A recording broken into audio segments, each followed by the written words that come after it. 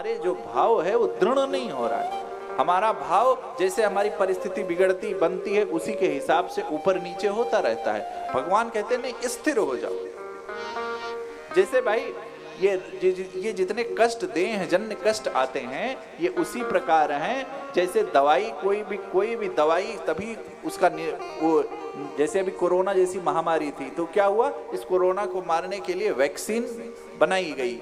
उसी प्रकार ये जो दुख दारिद्र ये हैं, इन सब को काटने के लिए भगवत कृपा के अलावा और कोई वैक्सीन नहीं है। जब ये हम मान लेंगे कि ये सब प्रभु अपने पास अपनी शरण में ले जाने के लिए ये क्या कर रहे हैं, ये हमको कष्ट दे रहे हैं। ये कष्ट इसीलिए दे रहे हैं कि तुम मेरी शरण में आ जाओ, तुम कहां भटक रहे हो।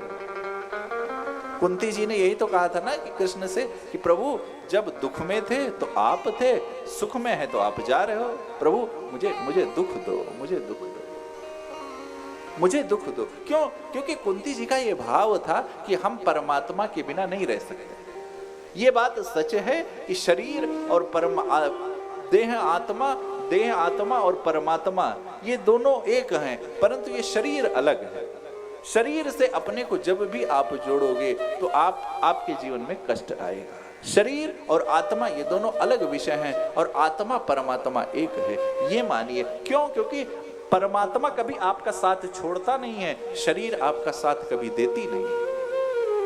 ये भाव जिस दिन आ गया उस दिन सब जगह परमात्मा आपको दर्शन करने लगेंगे। क्यों? क्योंकि भाई यदि मैंने कोई चीज देखी, इस पर्दे में परमात्मा, इस एसी में परमात्मा, यहाँ पर परमात्मा, साउंड में परमात्मा, बोलते परमात्मा, बजाते परमात्मा, गाते परमात्मा, सुनते परमात्मा, खाते परमात्मा, सब जगह जब ये भाव दर्शन होने लगेगा तो गीता जी में भगवान ने कहा यो माम पश्यति सर्वत्र सर्वं च मयि पश्यति तस्याहं न प्रणश्यामि स च मे न प्रणश्यति।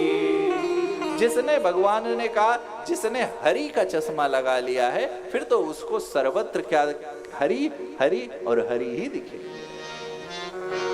बस परमात्मा जहां पर भी देखो वहां पर परमात्मा। परंतु क्या कर हमारी आप, अरे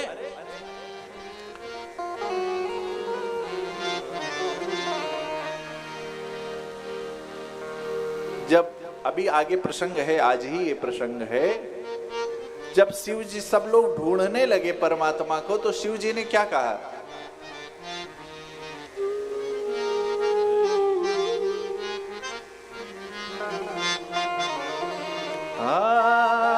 हरि व्यापक सर्वत्र समाना, हरि व्यापक सर्वत्र समाना, हरि व्यापक सर्वत्र समाना, हरि व्यापक सर्वत्र समाना। प्रेम प्रकट होई मैं